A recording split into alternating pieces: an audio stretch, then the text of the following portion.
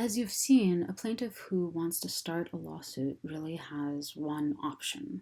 They have to file a complaint, and then they have to notify the defendant that they have done so. The defendant has a few choices about how they can respond, and you've seen an example of those already, but let's just dig a little bit deeper into these. So one thing the defendant can do is to file a pre-answer motion. These are motions listed in the rules, that's Rule 12b, that basically allow the court to get rid of a weak case, a case that isn't going to end up going anywhere, before it goes any further and uses up a bunch of resources. That's the idea with motions to dismiss. It's to weed out cases that will eventually fall on their own weight anyway. So here are the reasons that you can move to dismiss at this stage in your first communication with the court. And I'll just read them through for you. They basically, in a sense, this is our syllabus right here. A lot of the stuff we talk about this year tracks these central motions to dismiss, because these are the things that determine whether a lawsuit can continue or not. So you can claim that there is a lack of subject matter jurisdiction over the case, just like you guys saw in Hawkins versus Masters Farm. You can claim that there is a lack of personal jurisdiction over the defendant. In that case, you're saying maybe the court system, maybe the federal court system is authorized to hear this case, but it does not have the power to drag me, the defendant, into court in this place, in this state. Maybe there is improper venue. In other words, you're filing suit in the wrong district of the state. Or maybe you got something wrong on the complaint, so there's insufficient process. Or there's insufficient service of process. You didn't notify me in the appropriate way that the rules require. There might be a failure to state a claim upon which relief can be granted, and I'll talk about that a little more in just a sec.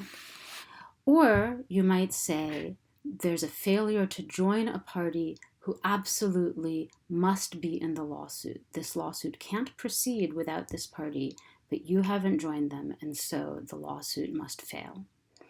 So as you see, numbers 1 through 5 and number 7 are really procedural defects that the defendant can argue the plaintiff has made.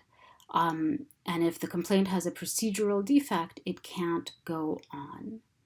12b-6 is also a procedural defect, but it's a slightly different idea. 12b-6 basically says, even if everything the complaint says is true, the defendant cannot be liable. So I'll give you a really simple and very silly example of the sort of situation where you could have a complaint that is absolutely true, and yet the defendant cannot be liable. Say you think my class is really boring, and you tell all your friends how boring my class is. This really upsets me. I'm a very sensitive person, and I get upset when I hear that. So I sue you, because that's the sort of thing that, a sensitive person like me does. I sue you for causing me emotional distress.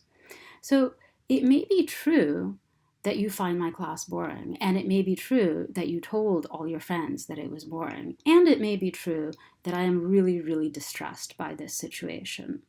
But that just is not enough to sustain a claim in court for emotional distress. Why not? Well, you don't have an obligation not to find my class boring, and you don't have an obligation not to tell all your friends about it, at least not a legal obligation. So in that situation, you would be very well advised to make a motion under 12b6 and say, even though everything this person says is true, it doesn't matter because there's nothing that the law can do about it. Contrast that to this situation. What if the complaint says something that's false? So in the Peters v. Dodge situation, what if there was no car crash? Or what if Dodge wasn't driving? Or what if Peters was at fault?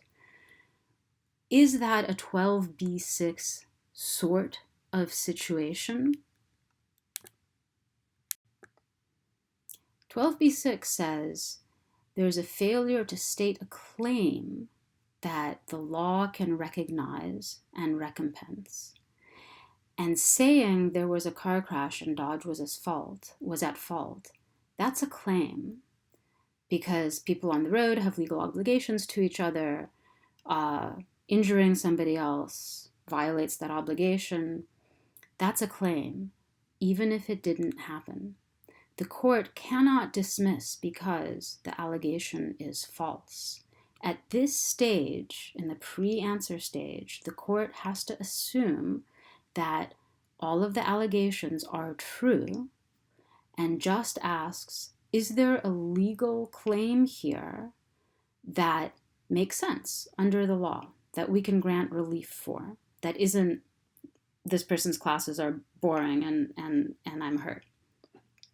So that's a key thing about 12b6, and we talk about that a lot more in the coming weeks.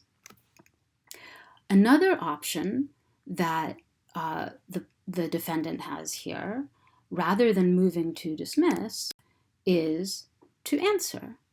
Now, as you saw, what Dodge says in his answer is sometimes there's an admission, sometimes there's a denial, and sometimes there's an affirmative defense.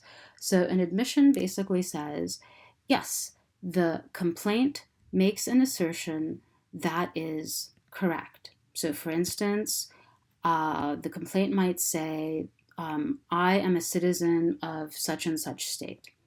Fine, that's correct.